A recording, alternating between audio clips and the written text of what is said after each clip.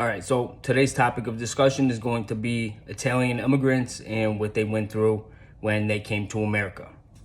Because I've noticed most people are actually pretty ignorant to this whole entire topic of conversation, to almost no fault of their own. They don't teach this topic in school.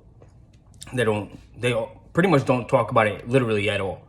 I don't think we went over this specific topic at all when I was in school.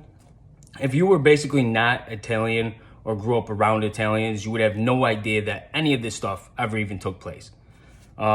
It's pretty sad, actually. So just for a quick little overview, Italian immigrants in America, Italians were perceived as culturally and racially inferior.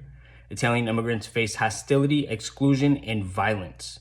Southern Italians looked nothing like the other Europeans that had previously come to America, like the English, the French, the German, the Irish, even the Northern Italians. Their language, their customs, and their Catholic faith made them automatic targets.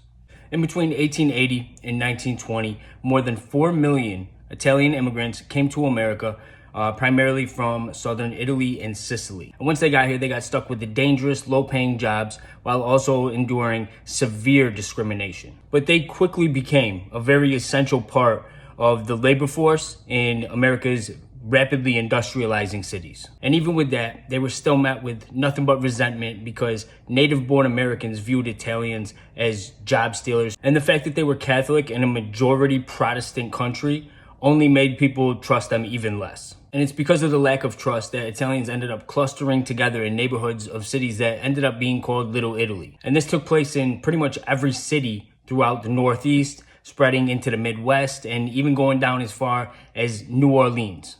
A lot of Italian men went to work for the city's municipal works projects, digging canals, laying pavement and gas lines, building bridges, and tunneling out the New York subway system. About 90% of the laborers in the New York Department of Public Works were Italian immigrants. But despite their contributions to the workforce and the economy, Italians were still looked at as racially inferior, being categorized as not white or not quite white.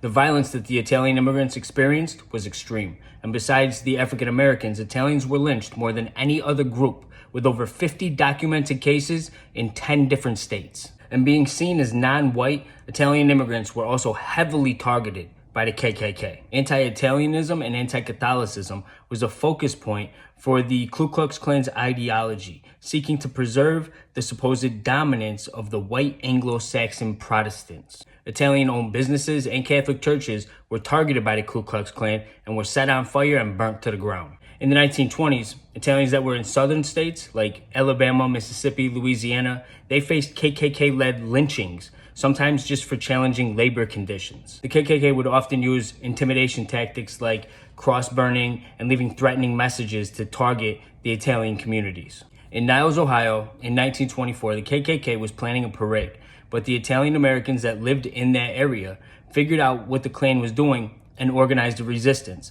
leading to the Niles riot, which became extremely violent, but ultimately the Klan's march was stopped. The KKK would also organize protests against Italian immigrants, like the 1933 mass protest in Vineland, New Jersey, where Italians made up 20% of the population. The Klan's anti-Italian rhetoric only fueled public hostility, stereotyping all Italians as criminals or mafia members. The KKK even got into the propaganda of creating cartoons and publications depicting Italians as subhuman and criminal. In the 1920s, the Klan controlled or influenced numerous newspapers and radio stations where they could spread the fear about Italians as a threat to American society. But Italian-American newspapers written in Italian documented the resistance against the KKK and encouraged political participation and to be violent, but only when you needed to be. And in some areas, the KKK would even use economic blacklisting, pressuring businesses to exclude Italians from jobs.